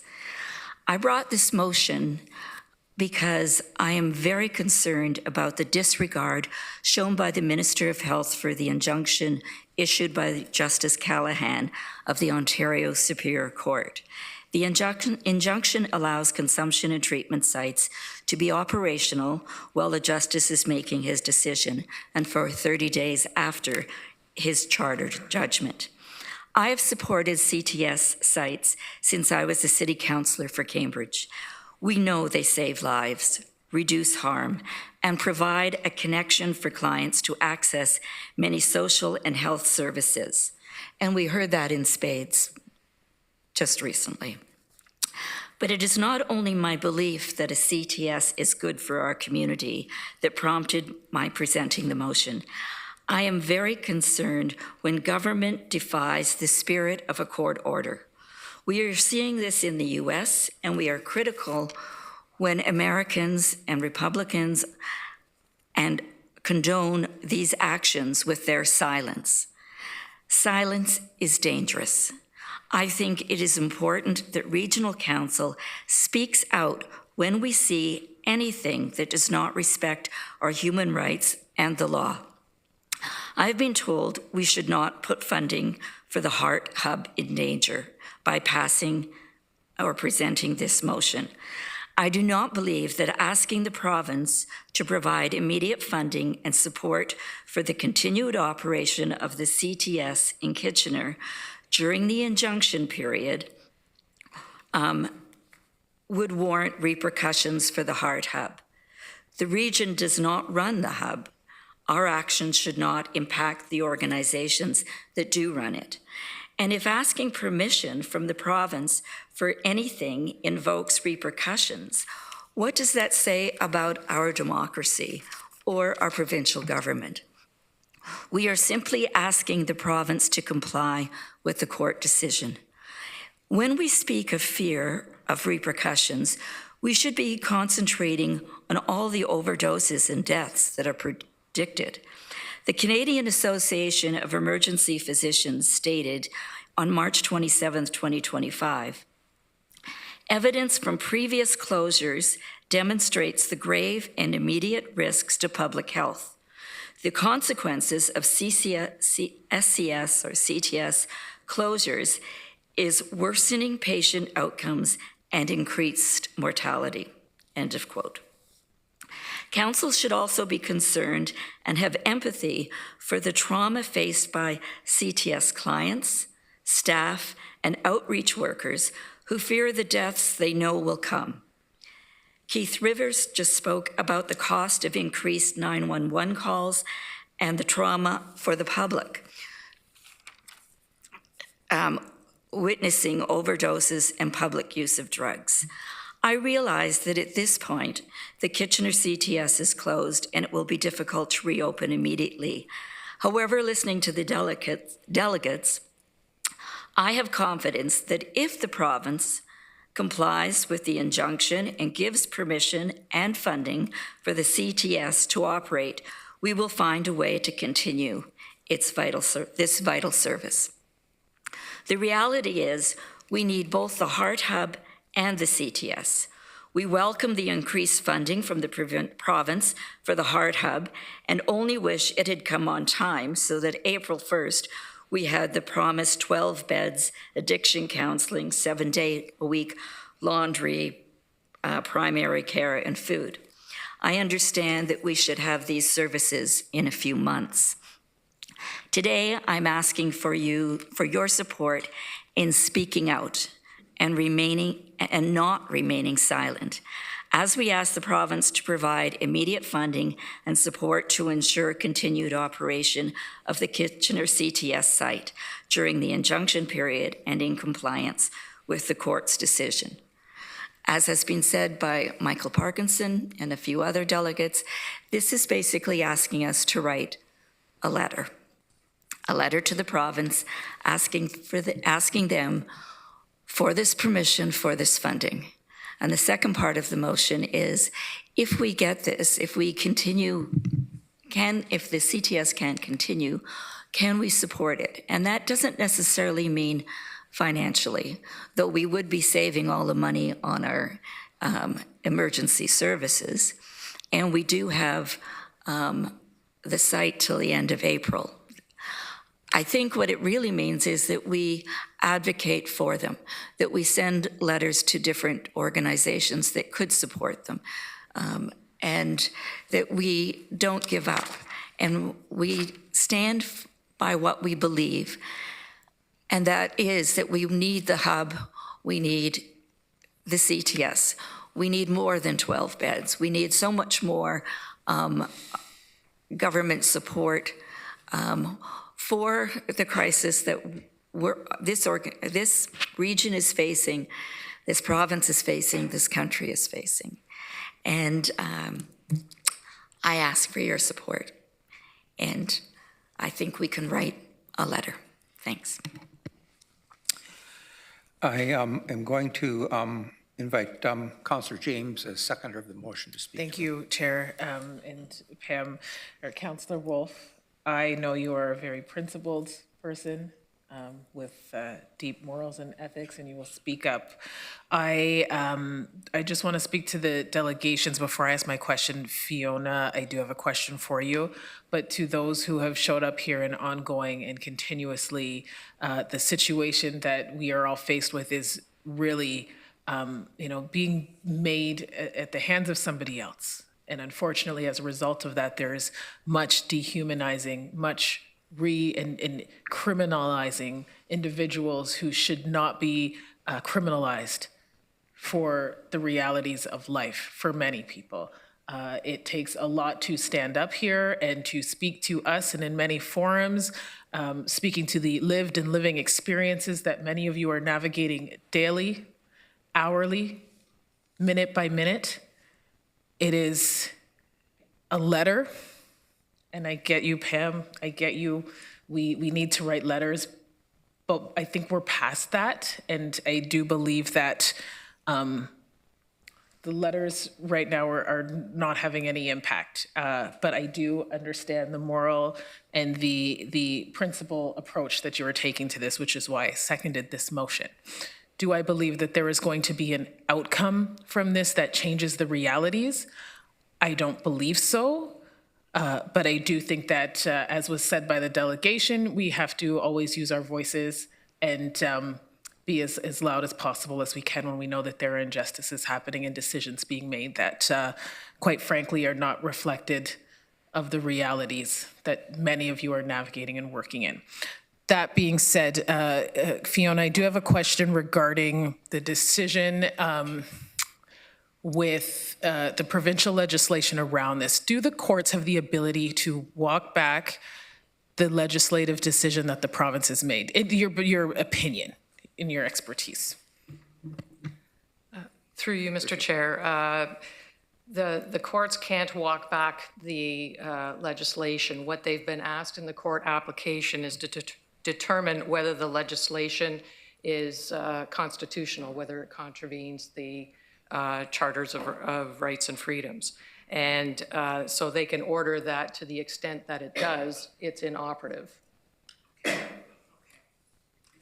And then the other question I have is just regarding, I know Councillor Wolf mentioned kind of the Heart Hub funding. So the way this is set up, and I want to make this clear for the public as well, is that the funding for the Heart Hubs is not necessarily coming to the region. It's going to agencies to run various programs that they've determined and reclassified from the CTS. Fiona, or Dr. Wang, if possible. I think maybe Dr. Wang could speak to that. Yes, thank you, Chair. So yes, the provincial government has been clear that funding for Heart Hub would be withdrawn if organizations try to continue CTS operations. Funding for the Heart Hubs, 4 times the amount as for CTS services, would be at risk. As you mentioned, Councillor James, Heart Hub funding is not provided to the region, so it would not be the region assuming this financial risk. This provincial funding is provided directly to Waterloo Region's Heart Hub, which includes community partner organizations such as Community Health Caring, KW, House of Friendship, Sanguine Health Center, and others. And lastly, I would just like to confirm that the region as a municipality does not have a role in funding health services, which is a provincial responsibility. That is why CTS has been funded by the provincial government. That is why Heart Hub services are funded by the provincial government. Yeah, and I'm happy to answer any other questions you may have. Okay, and I guess, Chair, through you, just one more question. If we were to take on the cost of this, do we have an idea of what that would cost? And is that then on taxpayers? I just want to be clear here because we've got an ask, and the realities are this is something that the province should be doing and maintaining along with the Heart Hubs. But what would the sticker price be for us to maintain this? Be over $1.2 million. And in the past, when municipalities have elected to fund certain health services, which I mentioned are not in it's not within our role to fund, the province then generally never funds them, even when they fund those same health services in other municipalities. The municipalities then carry the burden of continuing to fund for, funding for those health services into the future. Thank you. What we're seeing in many of our other services that we're continuing to cover the cost for. But thank you, Dr. Wang. I am done, Chair.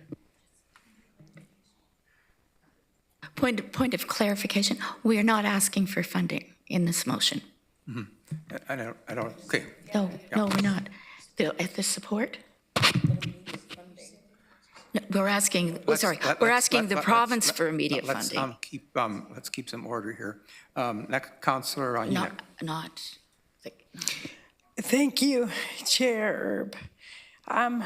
Thank you to all of the delegations who came today and spoke so thoughtfully. The question in my mind is not, did the CTS save lives? Because I know that it did. It's not, could the CTS save more lives? Because I know that it could. It's not even, could the CTS work in collaboration with the Heart Hub? Because I know that it could and it should. The question is the current provincial government trustworthy enough to put funding into the CTS during the interim of opening the Heart Hub? And because I think the answer to that is unfortunately no, I'm not willing to put 4 times the risk of funding for similar services that may not be meeting a particular need, but still 4 times the amount of funding and related services at risk to maintain the CTS in the short term. And I'm so sorry, and it breaks my heart. And thank you for letting me say that today. Councillor Foxon. Thank you, and I'd like to start with, if we were going to do this right, you would have a CTS site that you go to that allows you to move into the Heart Hub when you're ready. And that's the holistic method. It's a transitional form that if you go to the CTS site, and should you choose to move forward into the Heart Hub to receive other benefits, then that would be your choice. So that would be the perfect world. We don't live in a perfect world. I believe that the building has been closed down for us as a CTS site, so we don't have the availability to open a CTS site. If we said that we were going to try and go in with the 30-day thing and have something, we don't have a place to put it, nor do we have the funding. But we do need both. So how do we move forward? Advocating for the holistic, trying to say to the provincial government, not talk against them, but say the Heart Hub is right, but the CTS is stage 1. You get them in the door first, you show them the possibilities, and you let them make a choice. That's what we should be doing. We should be saying we need the whole system, and we need it to work to be successful. And without it, we will not be successful, and it will be too much of a loss. So I'm going to support this just in the basis that we can hope to get that holistic method into play. And I will advocate for it. Can we fund it? We're not supposed to. It's a provincial thing. But we can present, we can use our voice at every opportunity to say the holistic method is the CTS to the Heart Fund. Thank you. Councillor Craig. Well, thank you, Mr. Chair. I certainly do appreciate the comments that have been made today, especially from my colleague, Councillor Wolf, who I admire in terms of her support of vulnerable communities, which is long-lasting and very traditional with her, and it comes out today. And I think it's important that it be stated in that perspective. And I agree with her wholeheartedly with regards to the province in their not supporting the judge's injunction. And I think that's really the main point that should come out of this meeting today. With Mr. Parkinson, Michael and I have known each other for years. And we agree on one thing in general, and that is the lack of a comprehensive drug strategy for the region. And I don't think we have it yet, because we need more information and we need more support. 12 beds at a heart hub, and I said this at council recently, is not going to answer the problems we have in this region. We've had approximately, I may be corrected on numbers, about 800 deaths since 2018. We have 60% of the people who are dying in homes, residence, apartments that aren't being addressed. We have a 300% increase in crystal meth usage, which is not allowed at a safe injection site.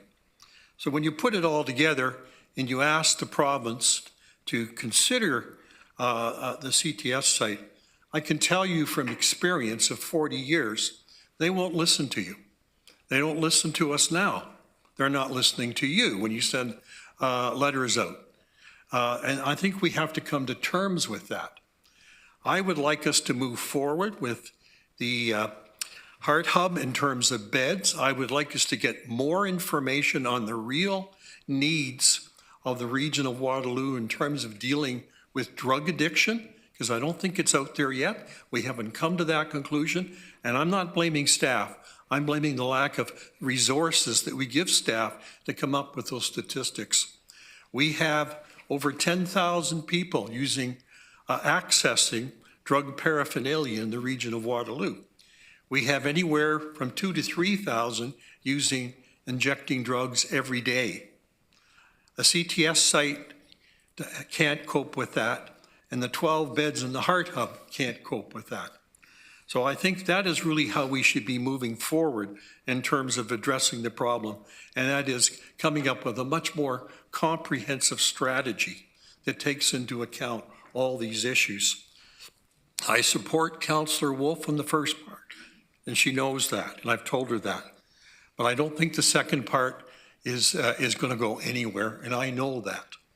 And I think all it does, and people are correct, you know, if you cross the province or publicly go after them, they will blacklist you and come back at you at some later date. That's how they operate. And that's been going on for years behind the scenes, and a lot of us know how it operates. I think we have to be positive. We have to do a better job with the addiction problems we have, and we have to address this in a more substantive way. And I think everybody coming out today is telling us that. And I agree with the fact that more has to be done. Thank you, Mr. Chair. Councillor Shantz. Thank you. And thank you for everyone who came in today and spoke. I certainly support the intent of what's here.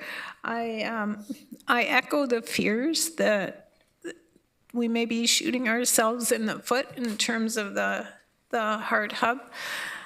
And I'm wondering if part of the motion should actually be that we work alongside the Heart Hub with a CTS site as opposed to just talking about the CTS site.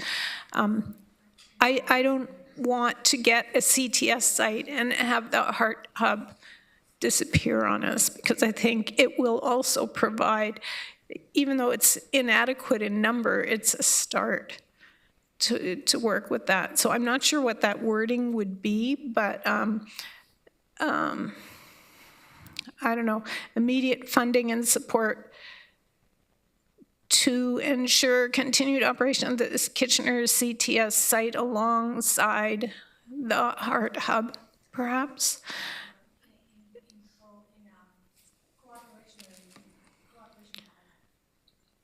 Yeah, in cooperation, collaboration with the Heart Hub, something like that.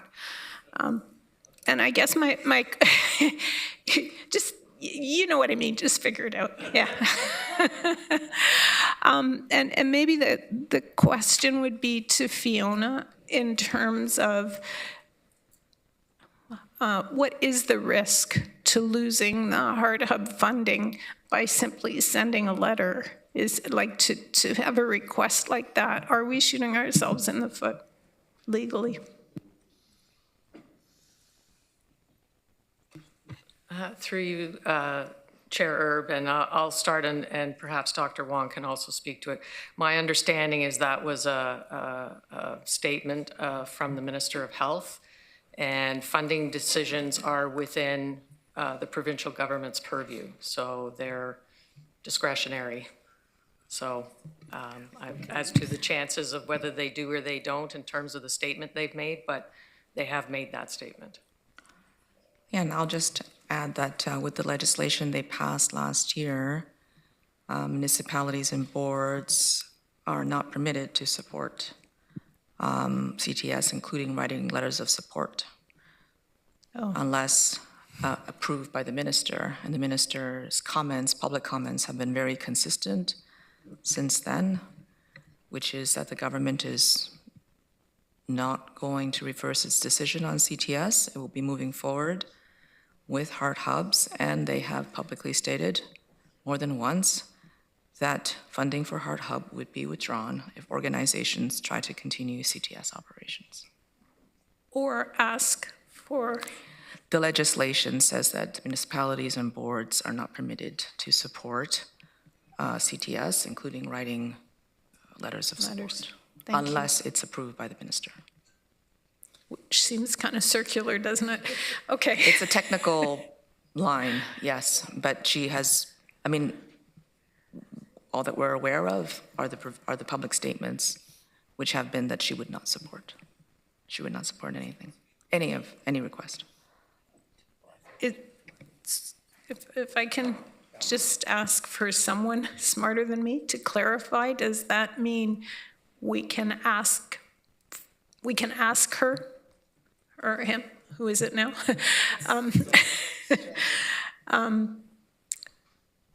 By writing a letter as opposed, like, I can't. What does it mean? I don't think this is purely a legal interpretation. I think it's a policy one. So the legislation says that, like, when the announcement came out in August that the government was planning to move in this direction, then there were letters of support, including from this council and City of Kitchener Council, to keep the CTS. So this council has already sent passed a motion and sent letters to indicate that they support keeping CTS. And then after that, there was legislation passed late last year, the Community Care and Recovery Act, which specifically said that municipalities and boards of health will not be permitted to support CTS, including by letters of support, like has been done in the fall, unless the minister grants such permission. And the public statements of the minister have been that the government will not reverse itself on the CTS decision, including after the injunction was judged upon by the judge, and that they would continue to move forward with Heart Hub. And they also said recently that funding for Heart Hub would be at risk if organizations tried to continue CTS. So that's all we can really say. And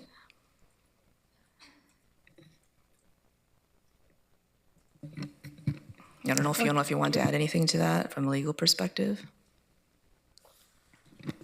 Through you, Chair Erb. It's quite common in legislation that it would provide that certain things are not permitted without the approval of the minister. It's fairly standard language.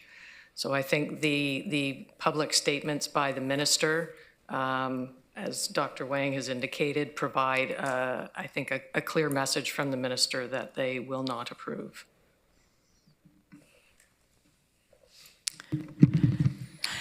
Yeah, I'm really struggling with this because I hear the request that we use our voice to make our feelings known, but at the same time, I think I'm afraid of putting the Heart Hub in jeopardy because we also need that.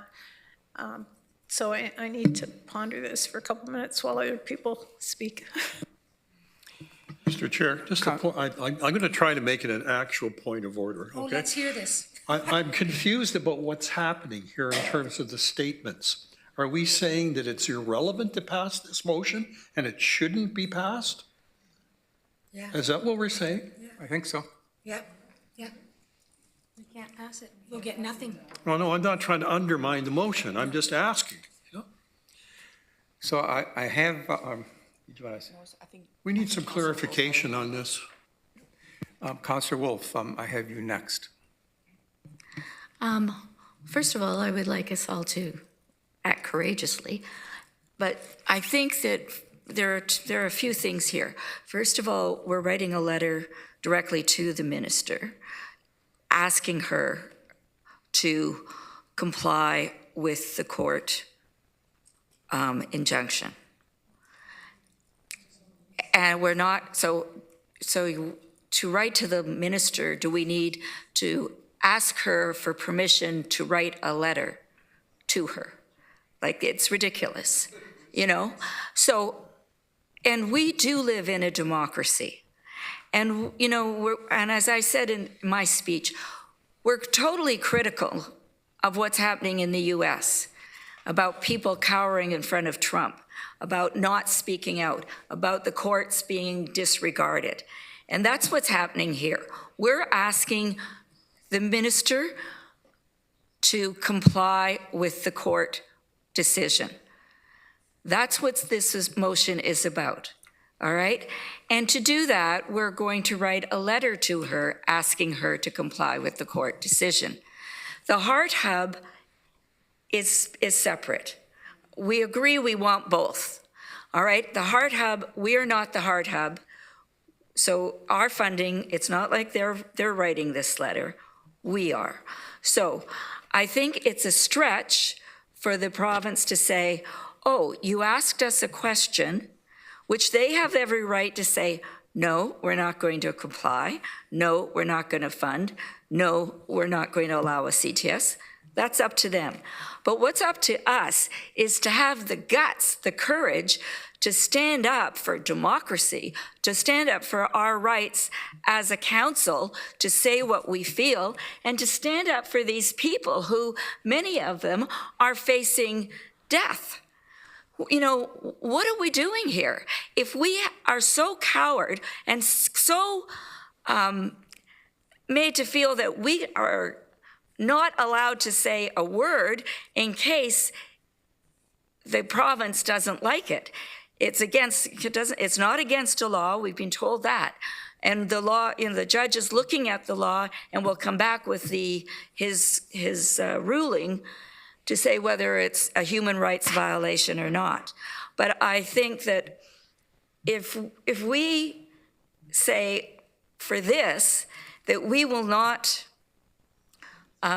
comply, I mean, that we are afraid to write a letter asking a question, asking for permission from the province, being polite, you know, what does that say about us? I am not withdrawing the motion. If you want to defeat it, defeat it. But it is not irrelevant. It is still in order. You know, that's where I am. Sorry. Fiona, do you want to respond at all to, just for clarification here on what we're being asked to do? Or?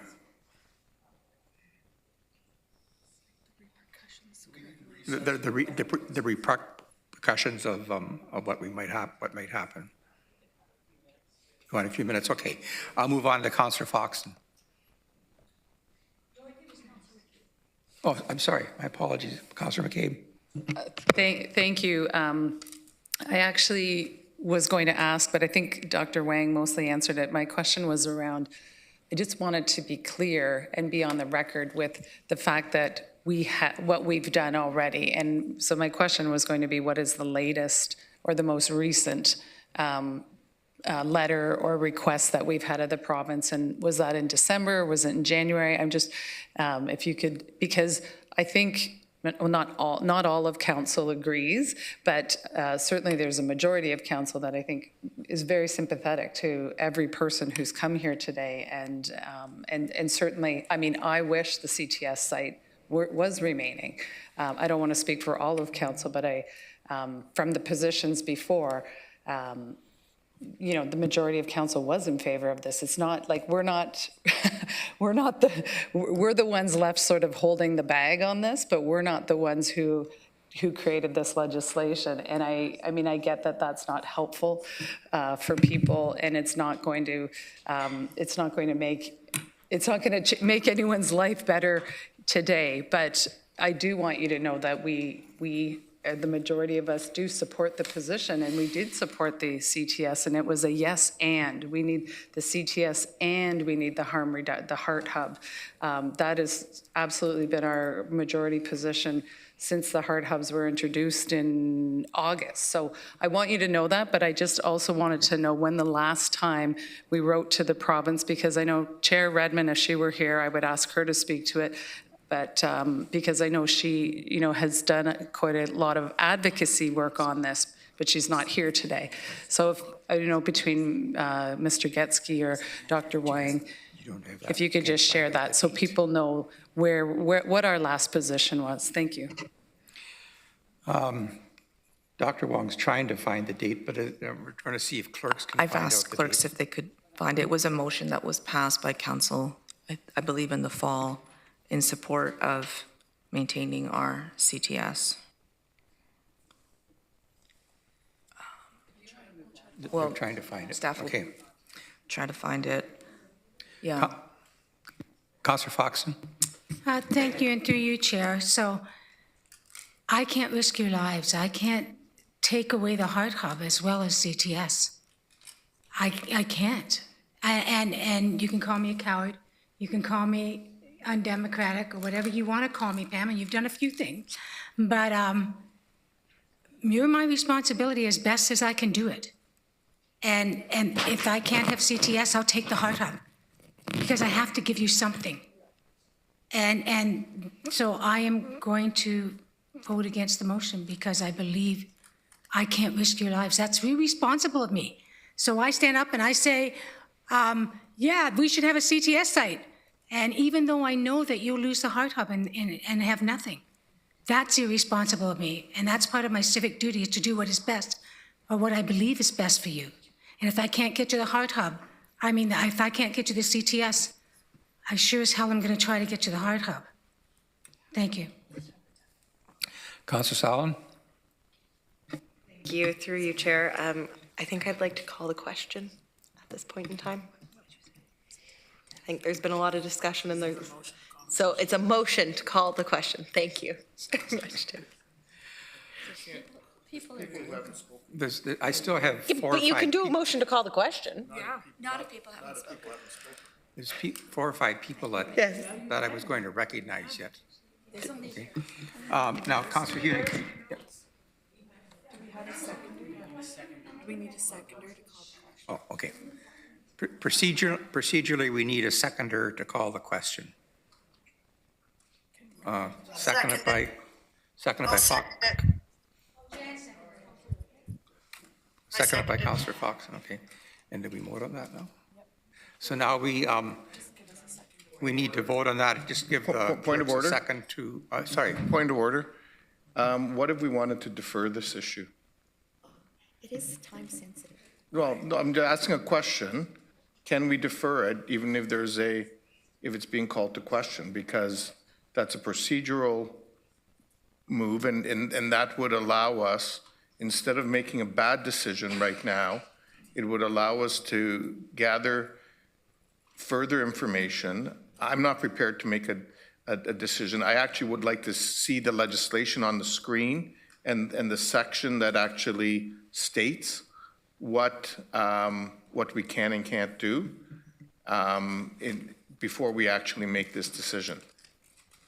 And so I'm prepared to defer it in order to make sure that we have the right information. So And in the meantime, to be clear, to be clear, in the meantime, our past position is our position on paper. Council has taken a position, Kitchener Council has taken a position. That is still on our official position with the province. And that, our letter to the province was September the 10th of 24. So I need help here from clerks. We have a motion. Chair, I can make your life easier. As the person who has the current motion on the floor, I'm willing to change it to a motion to defer because there seems to be some consensus of that, and I don't want to be forcing people to vote on it if they aren't comfortable yet voting. So I'm willing to make a motion to defer pending the information that Councillor Urbanovic was just requesting. Now second it then. And so just so we're clear for staff, like what would the additional information be that Dr. Wong has not been able to provide today? I think we would like to see the actual legislation and the relevant sections that are being talked about. And I think, quite frankly, we need to get a legal opinion here because there is a balance here between what the legislation says, what our rights are as an elected body to be able to speak. I'm not talking about the politics of it. That's a different issue. But what are our rights, and can that legislation withhold those rights from this council? And so I think we need to have that as a legal opinion, so we're making an educated decision. Okay, so there's no debate. I have a question about the deferral. So there's no debate on the motion to defer, but we need to have some kind of a date. To count our next council meeting. So that would be for April the 23rd. Is it feasible, Dr. Wong, to bring back that information? I can pull up the legislation in 5 minutes, but I don't know if they're going to discuss it right now. But you're asking for a legal opinion other than what we provided by the region, so that would be an outside legal opinion as well, just so we're clear on that? I think that's something that normally staff make a determination on as to whether or not they have the expertise in-house or they need to get external legal advice for council. Okay, you okay on that? Okay. Yeah, I mean, I could pull up the legislation, but I think legal opinion is separate. Okay. Chair, can I ask a question about the deferral process? Sorry, where was that coming from? Pardon? That was me. Oh, okay. She just wants to ask a question about the process. Yeah, I'm just trying to choose my words carefully. While I want to have all the information that council can have to make this decision appropriately. Point of order, Chair. Only time and place is allowed to be debated. Okay. I think we need to call the question. Normally, there's no debate on deferral. So are we ready with the, to vote online for the deferral? And to come back on the 23rd?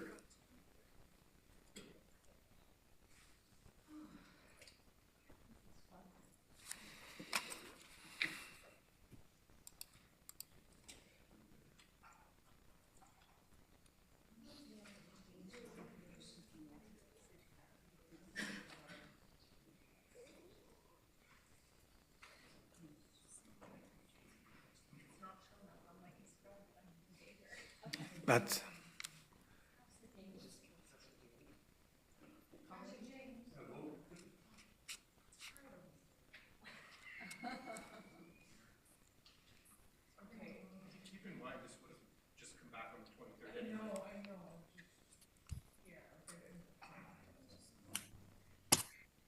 okay, that is carried. So that'll come back on the to our council meeting on the 23rd of April.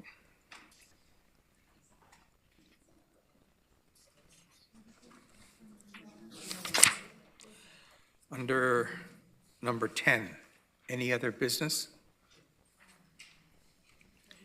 Our next meeting is May the 6th. Could I have a motion to adjourn moved by Councillor Fox and seconded by Councillor McCabe? Would you please use your e-scribe to vote?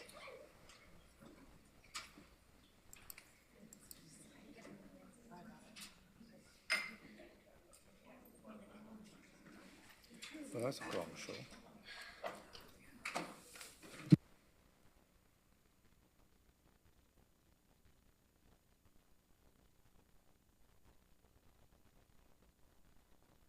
Meeting's adjourned.